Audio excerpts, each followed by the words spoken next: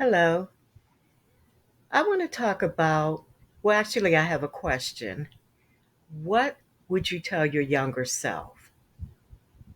I talked to a life coach a few years ago, and she had me write down some things that I thought I could have done better in life or things that I should have forgiven myself for. And as I'm making this list, I noticed this is a long list. And one of the things that I wrote down first was I should have gotten over some of my fears sooner. That right there was important to me because some of those fears I'm still living with now in my adulthood. One is the fear of speaking in front of people. I've been asked to do speaking engagements and I just can't do it. I think it's from when I was a little girl. I had a speech impediment and mispronounced a lot of words. And I'm always fearful that that's going to come up where there's going to be a word I'm not going to be able to pronounce and I'm just going to freeze. And the other is a fear of flying. I've done it a couple times and I just do not like to be in a closed in space where I feel I can't get out. And that also holds me back in my business because if I'm going to do speaking engagements, it's not always going to be in my hometown. So I'm not, if I get over the fear of speaking in front of people, I need to also get over the fear of flying so I can get around. Then I wrote down, you can't give your all to everyone. Now, when we're young, this is something I think we all go through and we just have to learn and grow from it, especially in male relationships, the opposite sex relationships.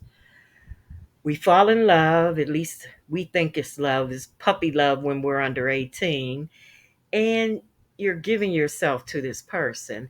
And not everybody deserves all of you. And even with your girlfriends, that's where discernment comes in and us picking the right people in our lives. So I think all of us can relate to having the wrong people in our lives when we were young. And that's something that we learn. And as we get older and more mature, we learn how to protect our peace more and who is only there for a season. We hear the saying, everybody's there for a reason and only a season. And that's when you have to learn to let that relationship go.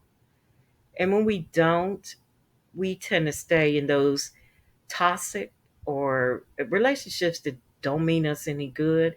We tend to stay in those longer. Some of it was because you were fatherless. Some of the mistakes that we as little girls make is because we don't have that guidance from a male in our life. I had a stepfather in the home, but I don't remember him guiding me, giving me much attention, let alone telling me anything about life or about men. So some of the mistakes I've made, I see that it came from me not having that father around. And also, I started writing at a very young age. And I wrote down, writing was therapeutic, it still is. Keep it up. And that's something that I'll never stop doing. I don't care if it's for a business or just writing for me to just relax because a lot of times I'm just jotting things down. I'm so used to having a pen and a notepad beside me, and I just write things down. I hope when I leave this earth that my son finds a lot of my notebooks and find it therapeutic for him just to see my thoughts and how I write. I did notice something last year when we were together and he saw my notebook and he peeked at it and he said, "You still write neat." So I'm hoping that he'll find these notebooks and get some kind of enjoyment out of it, and hopefully it won't make him too sad, and hopefully he'll say, "My mom wrote down everything." Then I wrote down, "Don't give up so early." When I was younger, I was one that did give up things that I know I should have stuck it through and fought for, and just giving up things early that I really wanted, I really loved, but didn't know how to fight for it. Didn't know how to be patient for things. And also, I have to admit that having a baby so young, I was 18 years old when I was pregnant, fresh out of high school, and I was embarrassed. And I did get the stares, people looking at me because at 18 years old, and I looked probably 16 years old, and I saw the look of pity. So it always made me embarrassed, and I spent a lot of time trying to hide my stomach. And as my stomach grew, I didn't like going out. And even going to my doctor's appointments, I was still embarrassed, and I kept quiet. They would ask me questions, and I would just keep quiet. It was a hard time for me being that age and having a baby. I had so many hopes and dreams, and I just thought, this is over. But I love my son, love him to death. I could have done it different. Yes, I probably would have wanted to wait a few more years, but he's such a joy. And something else that I wrote is some of it was because of their own insecurities. So some of the relationships I was in, I couldn't understand why they didn't love me. I was giving them my all. I thought I was a prize for any man, and I couldn't understand what the problem was. And as I look back, and even as I talked to some of them, it was their own insecurities. But I didn't know that when I was young. So you carry that into your next relationship because you're afraid that you're going to go through the same thing you went through in the prior relationship, and no one's going to love you. Then I wrote down some of it was constructive criticism. Not everything said to me was in malice. I remember some older women taking me under their wing and talking to me, and I didn't want to hear it. Some of the things they said, I didn't look at it as being helpful. So I didn't look at it as that's what they do. That's what the younger women are supposed to do.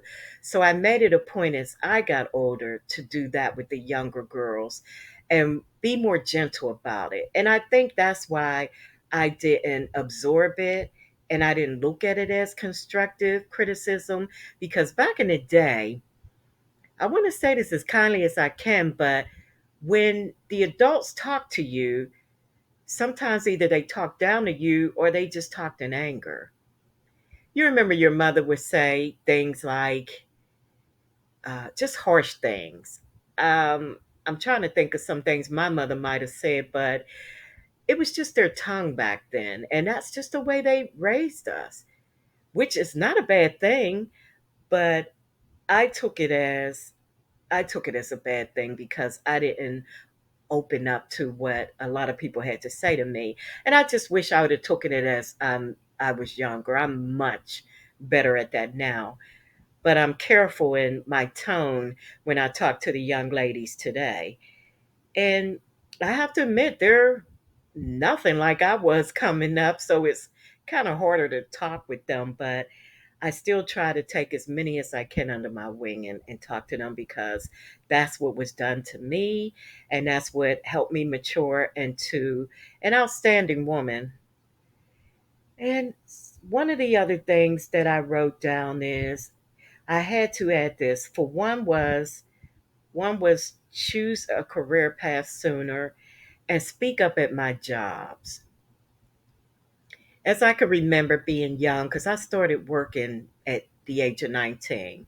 Outside of summer jobs we had when we were young, I started my career around 19, I'll say 20 years old. And I never spoke up. And that carried into my, maybe I'll say my mid to late 30s. And there were positions that I knew that I could do that they would pass me by and had me train people. And then those people would either take my job or end up being my boss, things like that, that I wish I would have spoke up more at jobs and fought for some of those positions.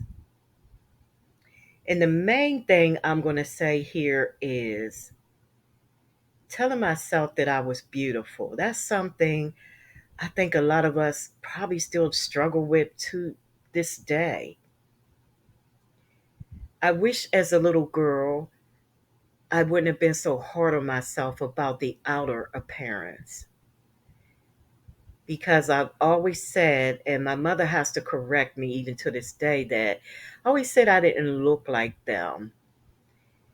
My mother was beautiful when she was coming up. I mean, still is, but when she was coming up, she was beautiful. And I remember the guys looking at her and the men whistling at her. And my mom just had Tina Turner legs. And I let that bother me because I would always think, I don't look like her. My shape isn't like hers. And I just beat myself up a little bit too rough. And I wish I wouldn't have done that. I wish I would have saw how beautiful I was, and I didn't walk that way. Like a lot of times I walk with my head down, and I remember somebody bringing that to my attention. It was a guy. He said, "You always walk with your head down." Well, that comes from low self-esteem, I believe. So after beating myself up so long, I really try desperately not to do that, because as you age, a lot of things change. But I remember as a little girl saying that. And when I go back and look at some of the pictures, I'm like, who told me I didn't look good? Because I look at the pictures and I'm like, I wasn't a bad looking little girl. But a lot of it, I believe, came from my mom just being so beautiful, and how men used to, even men, younger men, used to just pine over her. And I know I didn't get that attention, at least I didn't see it, but it's funny how you look back and think, oh my God, I was so silly. It's good to reflect and see how far you've come. I know I've come a long, long way. And in essence, I would tell my younger self, get over it. You are beautiful, you're intelligent, and you are worthy. If you've gotten this far, thank you so much for listening. And let me know some of the things you would tell your younger self.